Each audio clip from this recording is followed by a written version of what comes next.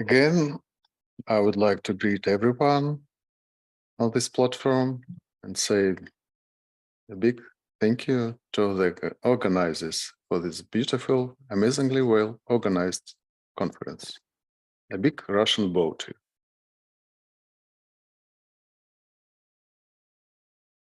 Uta said earlier today that she sees a conflict between Russia and Ukraine, as well as between Alexander and us, with me and Sveta. I would have friendly to disagree with that because Alexander and I have no conflict, or at any rate, Sveta and I have nothing personal about Alexander. And there is also no conflict between Russia and Ukraine. Yes, after all, Ukraine is part of Russia. There is a conflict between the West and Russia. It is a war it is waging with Russia through the separatist part of it, which has turned against it. That is an important sense for understanding what is going on. This is just a brief remark about this. And then now we continue the second part. And yesterday,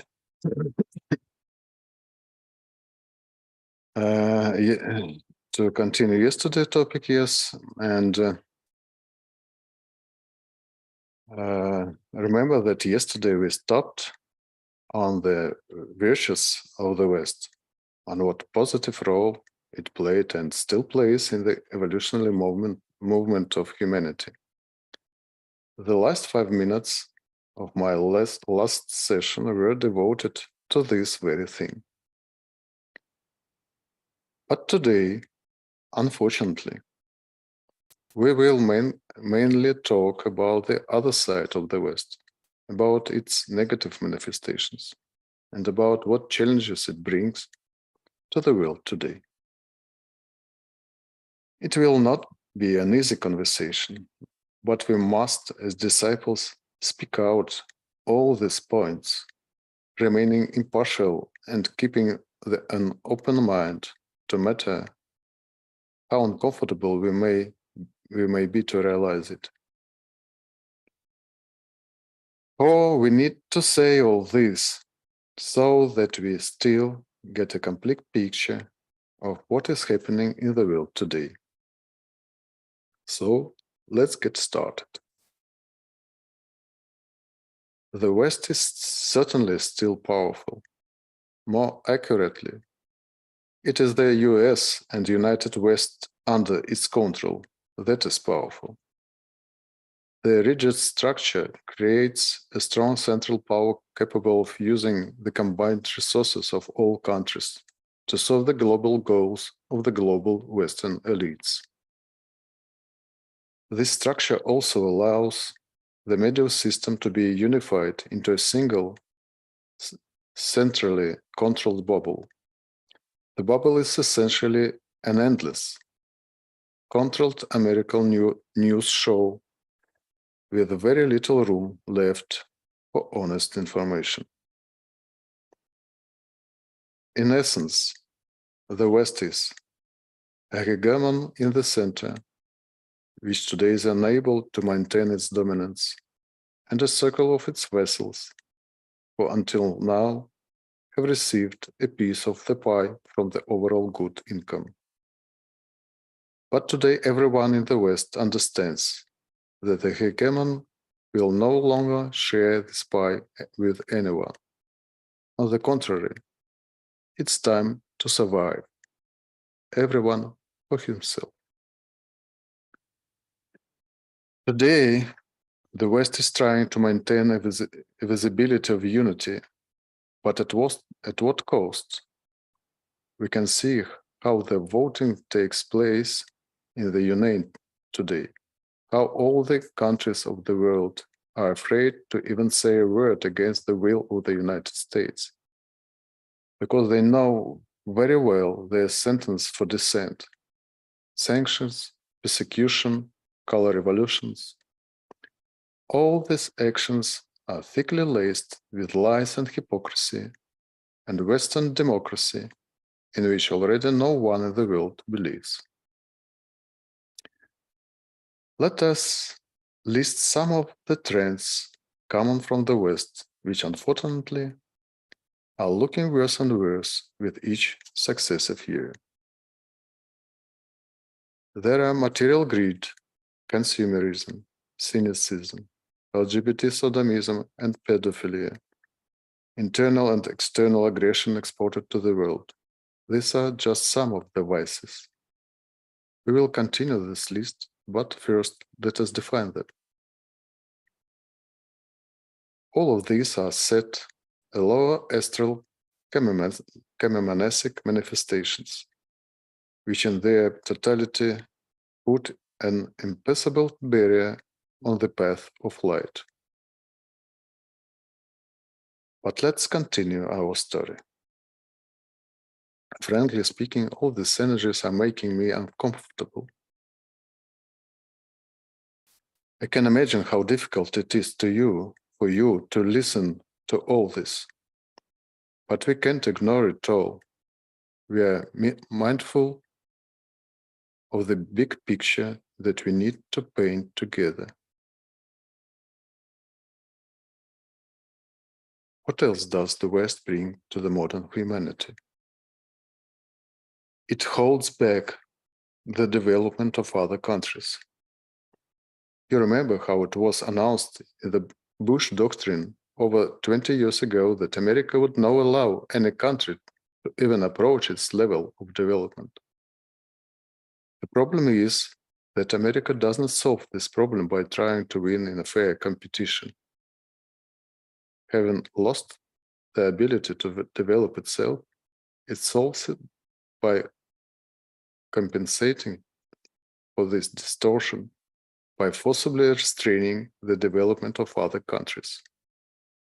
Sanctions, bans, political pressure, financial bondage, endless wars, and now a world war are all aimed to one thing: to remain the hegemon forever.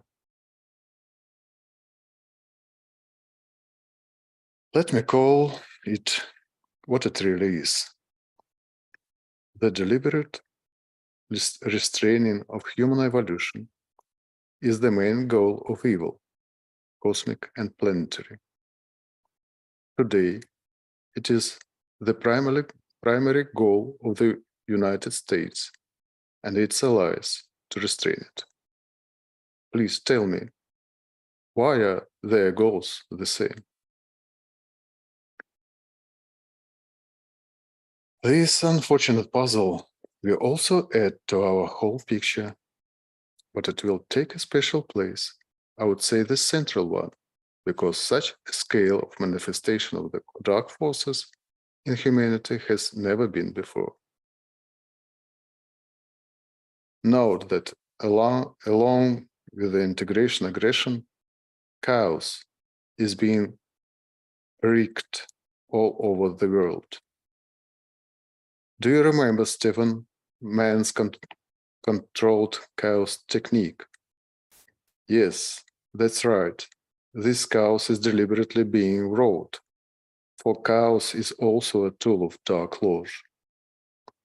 While humanity suffers from entropy, those who control chaos gain power and money. The Western elites received and still receive power and money from the ruin and physical destruction of entire countries. You know it. Only last years, Yugoslavia, Iraq, Libya, Syria, Afghanistan. This list could go on. You know all this.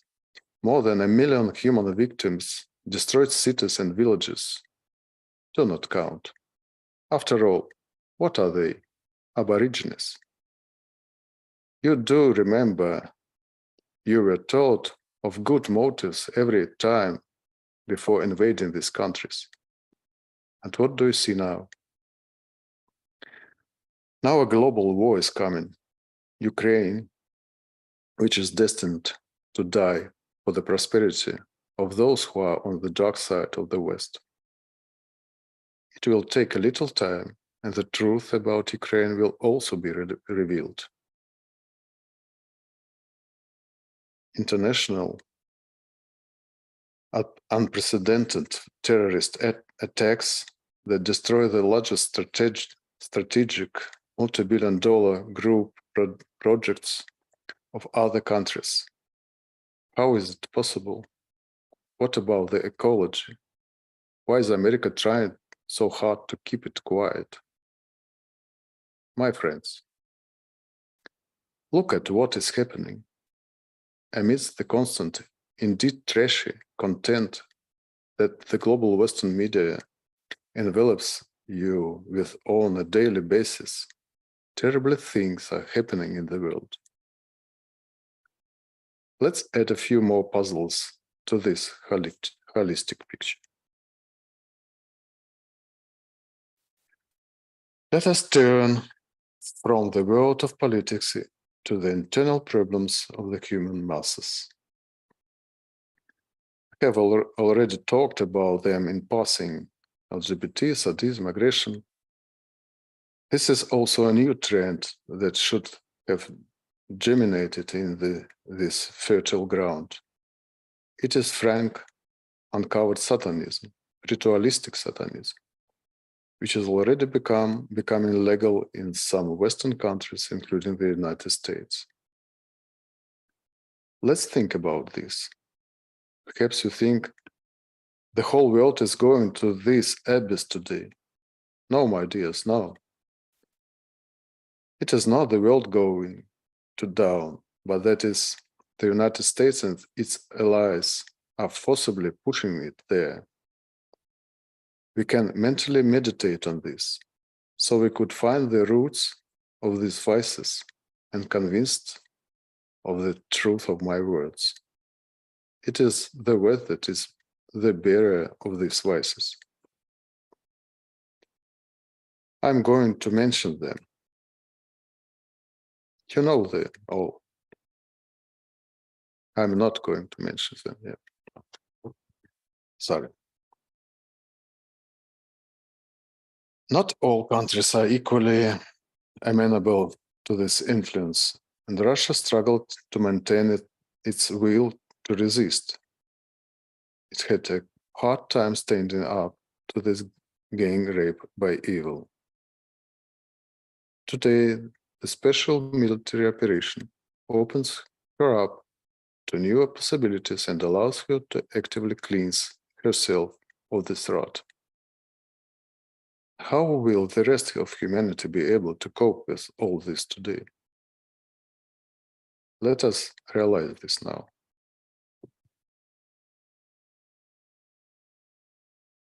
Another meaning that cannot be escaped today, and this is the world war of our days.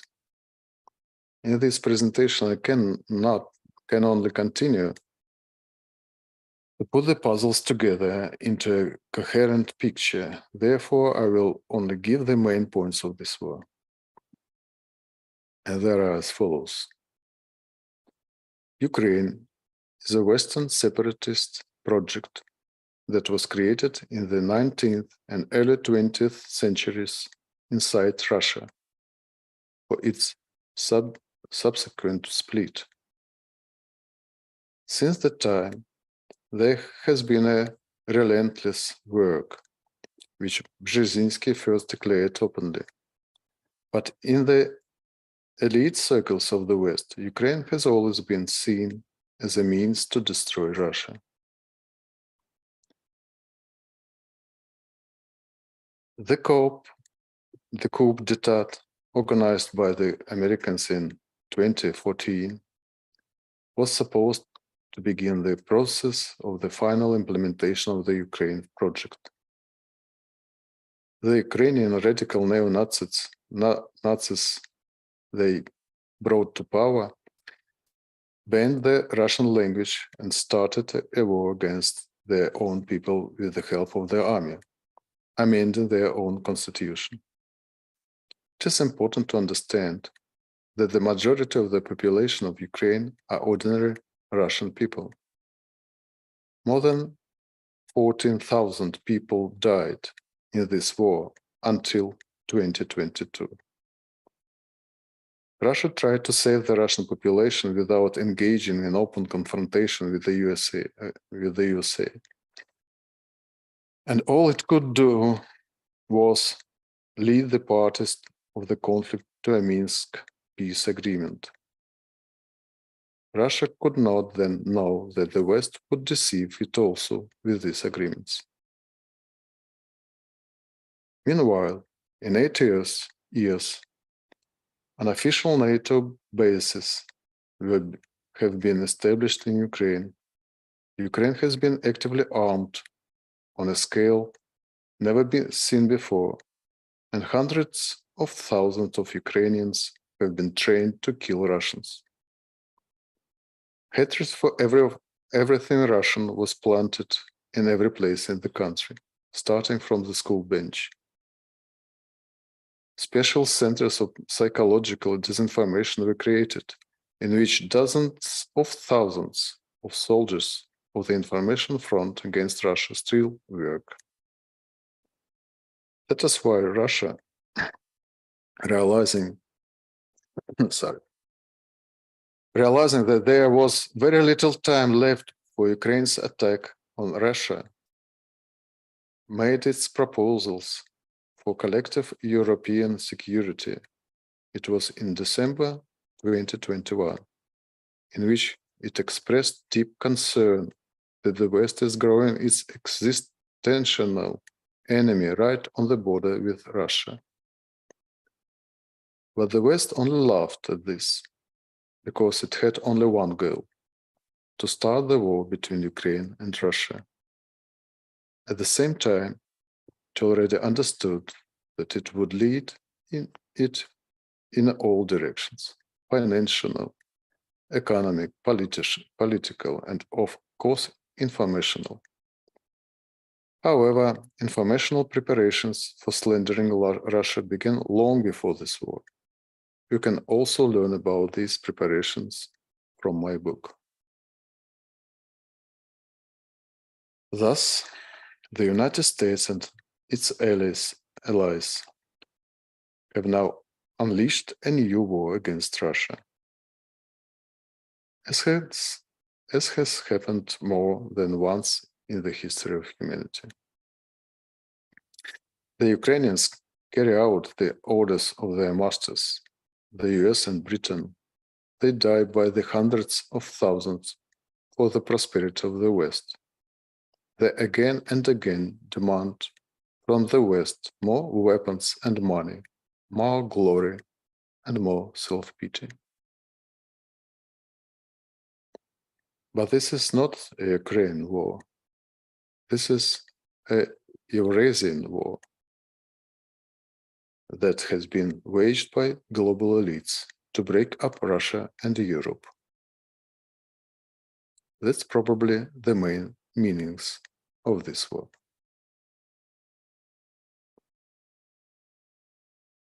Of course, this war now overshadows all other puzzles. It willy-nilly takes center stage in our holistic picture. Hundreds of thousands of people killed, and even more maimed, millions of buildings and structures destroyed. The unbearable suffering of Russian people on both sides of the conflict. All these are the seeds of the negative karma of the West that must be fulfilled.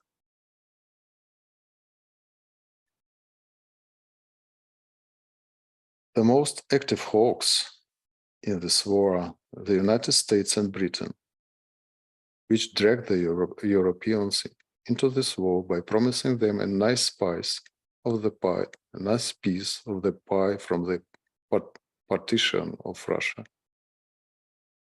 These two powers finally broke the invisible bond of the three in the great triangle of nations. This fact has yet to be realized by all of us as well. Here, friends, is the picture we have. But that is not the whole. Let's take a half a minute in the silence of our unity before the next part of my presentation. Let's try to harmonize and organize our feelings and thoughts.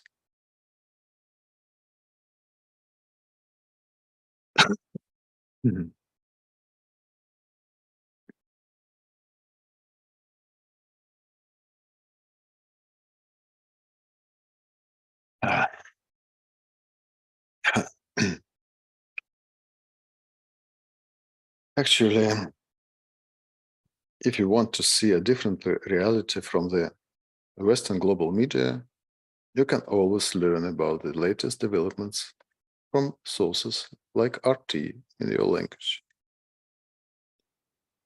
RT is Russia's official channel abroad, under constant attack by the Western authorities for dissent. In the West, this is called combating Russian disinformation. Don't you want to check out it? I will now utter a phrase unimaginable to some of you. Attention. Russian politicians do not lie and do not hypocrite, and they are not hypocrites, and they are worth listening to. Is that hard to imagine? Try to see this for yourself by watching Putin's and Lavrov's speeches. Try to catch them in lie yourself if you can. If you do, write to me immediately. Maybe you will open my eyes to the truth, and I will accept your point of view. I have mentioned my non-fiction book several times. It is called Russia in the Embrace of the West. The history of the Ukraine conflict and who is really committing war crimes today. The truth about the Georgian-Russian 5-day war. Russian sports. All these topics will gain you a new understanding. Many details about Russia itself, about how people lived under the Soviet Union, how perestroika went on in Russia, and how life is now under Putin. About World War II and about major world events of recent years. The investigation of a whole series of provocations carried out to demonize Russia. The deliberate shooting down of Malaysian flight MH17 in the sky of Ukraine. The poisoning of Litvinenko. The poisoning of the Skripals. The poisoning of Navalny. The chemical attacks in Syria, and finally the last example, the massacre in Bucha. All of them lead to the British trail, either hidden though clearly visible or absolutely obvious. These are downright detective stories against the backdrop of various interesting stories from the life of modern Russia. And if you are convinced that all these incidents were only fakes, then you might realize that all the negative background regarding Russia that has followed you in your countries over the past years was just a manipulation of your mind to set you up for the war with Russia. See the link to this book in the chat room, or you can request from the organizer from my email. And now,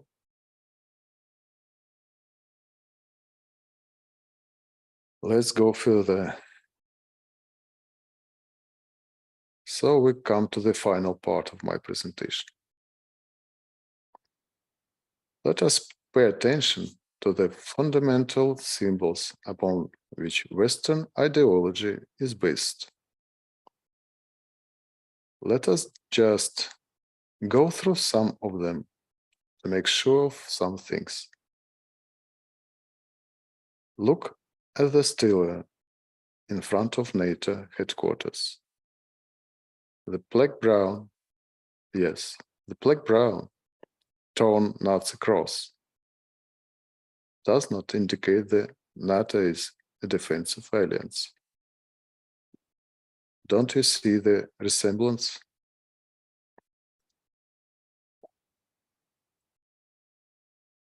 It doesn't take intuition to see the aggressive energy of the symbol. Doesn't it remind anyone of the devil's head? Look at this symbol. Try to penetrate it. It's Nazism. Not convincing? Then let's move on. Does the US Navy base building in San Diego reminds us of anything?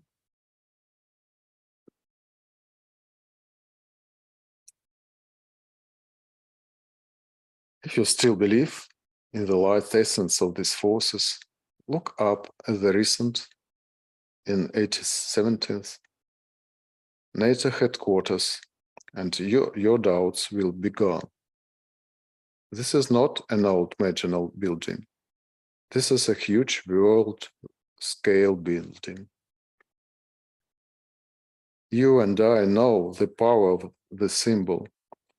We know that the symbol contains the essential nature of the manifested form. So NATO is Nazism, but NATO is essentially a united West, isn't it? Well, you know it better than I do. And here we come to the realization of a very important meaning. Just look. The West has built the main unified building of all these major countries in the form of the Nazi symbol. It is not difficult to guess that it is a symbol of power over the world.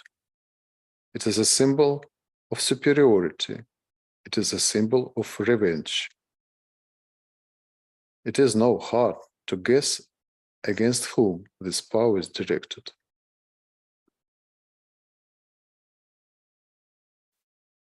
If we still have any doubts, let us look at the military structures of the European Union. Here is the emblem of the Military Committee of the European Union. Question: what is this military committee doing in the Urals, in the center of Russia? Or how else should we understand this bellicose map shaded in black, and why it is the color of this map exactly black? What does it symbolize?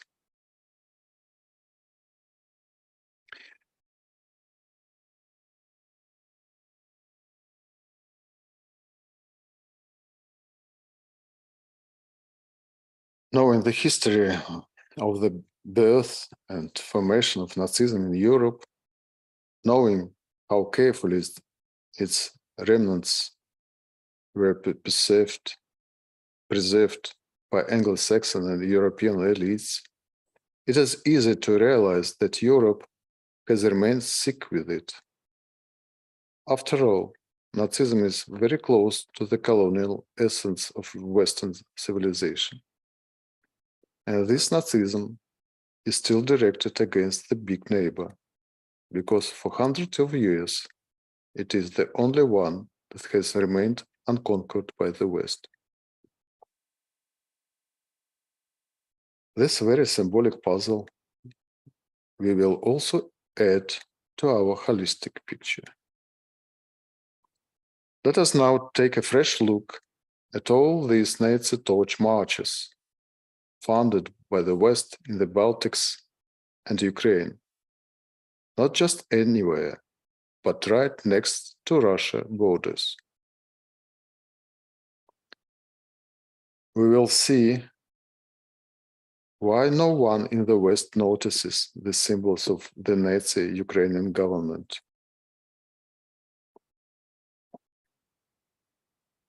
What is this? Russian aggression? Where is the Western locomotive headed at full speed? Let's imagine that Russia left the world for a while. Where will the West lead the world in this case?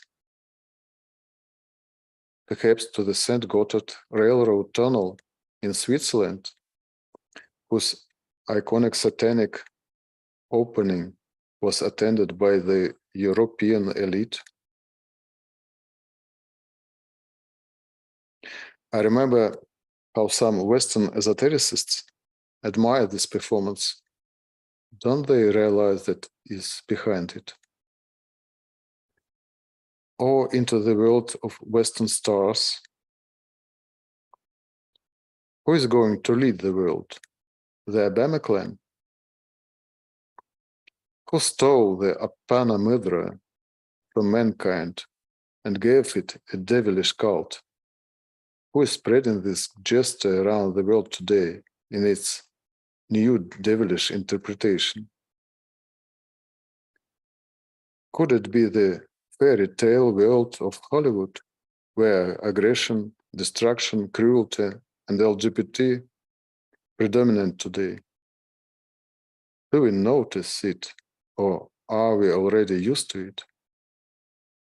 Or will it be a world of transgressors and transhumanists, with the abolition of the family and the creation of artificial human beings? Who stole the rainbow from humanity?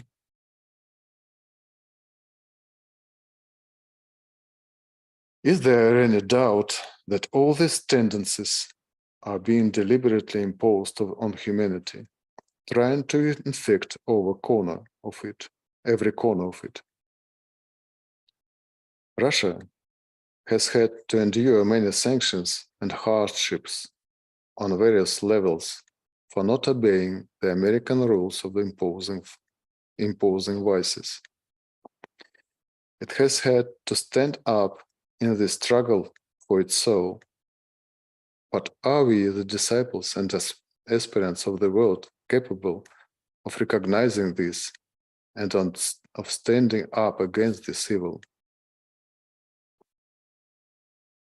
Well, dear friends, it's time for a cup.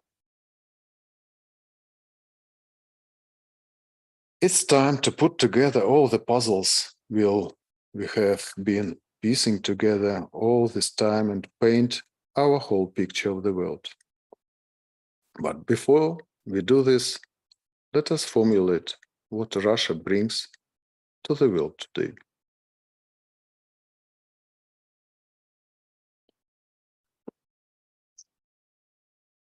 Russia would like the whole world to breathe freely, just what it is trying itself to do today. Russia has for many years advocated a multipolar world, for which Tibetans spoke as the only favorable scenario for humanity.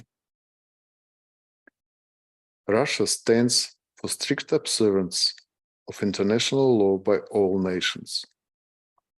In this, it serves as an example to others, not once having departed from the letter of international law in recent decades. Russia stands for multilateralism, when countries think not only of themselves, but also of others, and it follows this principle itself. Russia stands for peace and universal disarmament, for the equality of nations and the absence of diktat from anybody. Russia is for the unity of all humanity without any barriers. In short, Russia today already embodies, by its example, the right international relations, which are the highest analogy of the right human relations.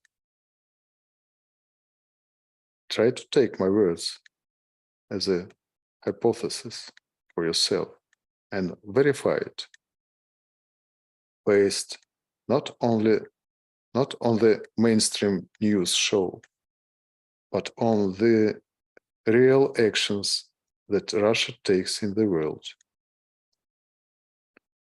This will require some mental analytic work on your part.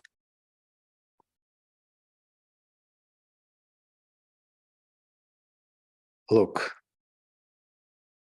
here's what we have. Two civilizations coexist in the human realm, and each one has a different role to play. There is Russia, the disciple, Arjuna, a scientist, sophisticated romantic, who is not very good at understanding the material world order. He is a scientist and is spiritually advanced, and therefore receives impressions from its soul and from the world is high. He tries not to harm anyone like any true disciple. He has a sacrificial nature and unselfishly helps everyone who needs help. He often saves them from imminent disaster by putting his life on the brink of existence. He is an experimenter, experimenting on himself. He has gone through the experience of the monastic seclusion. He has been cheated, humiliated, and misunderstood by many times. But this is something that disciples often experience, and he holds no grudge against others for it. And there is another civilization. Here we have a successful businessman. No one remembers how he made his fortune. Too much time has passed. He created a large corporation, huge corporation, that did a lot of good and needed things for people. He was harsh and sometimes even cruel to his employees and to his competitors, but they forgave him for the benefits that gave them.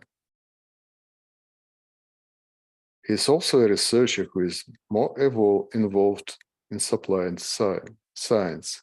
His laboratories, scattered all over the world, make his life more convenient and richer. Like all businessmen, he doesn't shy away from anything to achieve his goals and takes every opportunity to make money. Since long ago, he cannot understand the free and lofty nature of his great neighbor, and therefore feels dislike and fear for him. He very much wants to tear him to pieces and subjugate him to himself. But so far, all is in vain. He once defrauded and robbed his neighbor, after which he gained unlimited power and untold riches. He was so caught up in his fruits of his victory that he did not notice that he had sunk to the bottom of the matter. Today, he frantically looks around for fear that someone will become richer than him. He razes the homes of the competitors, destroys everything around them, forbids them to trade with each other, and levies tribute on each of them. But nothing helps. An evil entity has taken up residence in him that he doesn't notice. This essence makes him broadcast her energy to the whole world, so that the whole world becomes like her. This life began to fall apart. He began to have big problems with his business too. And then he took a desperate step. He decides to kill his neighbor and weaken his best ally. All this could be in one blow. Hoping that this murder would save his business and himself, he forgot that there is a God and that God's ways are mysterious.